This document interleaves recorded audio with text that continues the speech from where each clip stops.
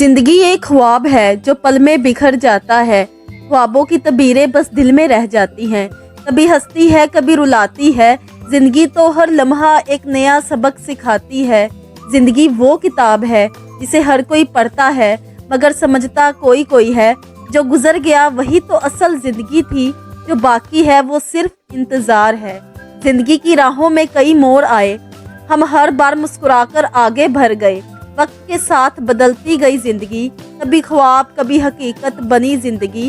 कभी ख्वाहिशों का तूफान है जिंदगी, कभी खामोशियों का जहान है जिंदगी। जिंदगी एक सफर है, मंजिल की फिक्र मत करो, रास्ते का मजा लो। क्या खूब कहा किसी ने, जिंदगी कभी नहीं रुकती किसी के लिए। एक के बाद एक नया चेहरा नजर में आता है और जिंदगी में शामिल हो जाता है। किस कदर मजबूत होता है इंसान, हो जाने वालों पे दो आंसू बहाकर नए मिल जाने वालों से वैसे ही जज्बात वाबस्ता कर लेता है। इतनी जल्दी खुद को हालात के रंग में ढाल लेता है और जिनकी जिंदगियां वाकई ही रुक जाती हैं, इन्हें दुनिया कदमों की धूल बना देती है। यहाँ चाह के भी कोई उम्र भर के रोग नहीं झील सकता। आज भी याद है मेरी दादी हयात थी, मेरा बेटा हसन मेरी गोद में था। दादी की वफात से कुछ दिन पहले हम पोतियां उनके पास बैठी बातें कर रही थी। बातों बातों में दादी कहती, आयशा हसन के बाद हुसैन ने आना है। मैंने बोला अभी हसन बहुत छोटा है, अभी तो हसन 4 माह का है। कुछ दिनों बाद दोबारा आई, रात पूरी बेचैनी में गुजारी। सुबह सुबह फजर की नमाज के बाद ही आई। दादी की चारपाई बरामदे में थी और वो आसमान की तरफ गौर से देख रही थी और ऐसे लग रहा था कि जैसे उनकी तबीयत बहुत खराब है। मैं उन आखिरी लम्हात में दादी के साथ बातें करने लगी।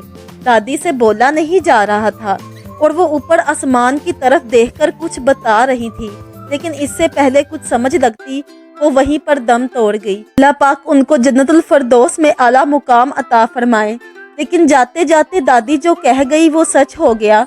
मेरी गोद में हुसैन आ गया। जिसने भी मोहम्मद हुसैन को देखा यही कहा कि ये तो बिल्कुल तुम्हारी दादी पर गया है। अल्लाह ताला जब प्यारे से जुदा कर देता है तो उसके बदले एक नया इंसान उसी रूप में अता कर देता है। आज दादी हयात होती तो हसन हुसैन की शरारतें देखकर कितना खुश होती। जिंदगी कभी नहीं रुकती किसी के लिए। जिंदगी तो सीखने का नाम है, बांटने के लिए सिर्फ दौलत नहीं है। हर वो चीज जो हमारे पास अपनी जरूरत से ज्यादा है, इसे बांटना चाहिए। कोई हुनर, कोई इल्म, कोई काबिलियत और कोई सलाहियत, और सबसे बड़ी बात अपना वक्त और तवज्जो। अच्छा, अफरा तफरी के इस दौर में आपके चंद अल्फाज आग पर तेल या फिर जख्म पर मरहम का काम करते हैं और ऐसे में हम कुछ अच्छा सोचने के काबिल ही नहीं रहते। आजकल सबसे खूबसूरत तोहफा आपका वक्त, तवज्जो और हौसला अफजाई है, इसलिए लोगों की हौसला अफजाई करना सीखिए। किसी को भी ये ना बोलें कि जितनी भी मेहनत कर लो तुम कामयाब नहीं हो सकती। देखिए, आप किसी पर भी तनकीद करते हैं तो आपकी अपनी ज़ात पर नेगेटिव असरात हैं, फिर आप पॉजिटिव सोचने के काबिल ही नहीं रहते। एक बात और, हौसला अफजाई करने वाला कोई आम शख्स नहीं होता। इसकी ये आदत उसे लाखों लोगों से अलग करती है। इसकी वजह से माशरे में गोहरे नायाब पैदा होते हैं और कोहे नूर जन्म लेते हैं। माशरे में सायादार फल और दरख्त लगते हैं। अगर कोई हौसला अफजाई करता है तो हम 2 कदम आगे जाते हैं। वही जो हौसला अफजाई करने वाला होता है वो खुद 4 कदम आगे चला जाता है और तनकीद करने वाले की वजह से हम 2 कदम पीछे हट जाते हैं। अगर हम 2 कदम पीछे जाते हैं तो तनकीद करने वाला खुद 4 कदम पीछे चला जाता है। हौसला अफजाई करने की आदत बनाएं, इसलिए जिंदगी सीखने का नाम है, गिराने या तकब्बुर का नाम नहीं है।